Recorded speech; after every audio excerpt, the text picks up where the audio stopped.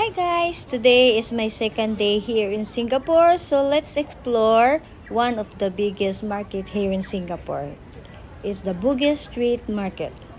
They said ito daw yung pinaka-tourist spot ng mga locals at mga turista. So, puntahan natin dyan sa loob ng Bugis Street kung ano ang makikita natin at mabibili.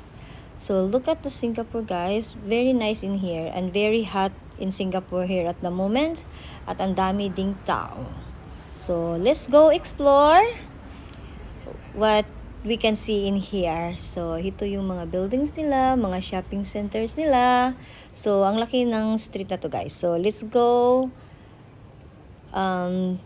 tawid tayo dyan. And so, pasok tayo dyan. So, kung ano ang makikita natin. And they said you can buy cheap na mga clothings, accessories, mga souvenirs, at marami pang iba.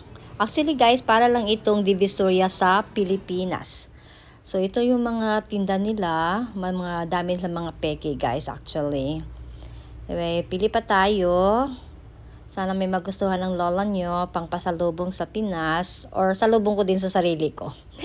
Okay, let's go!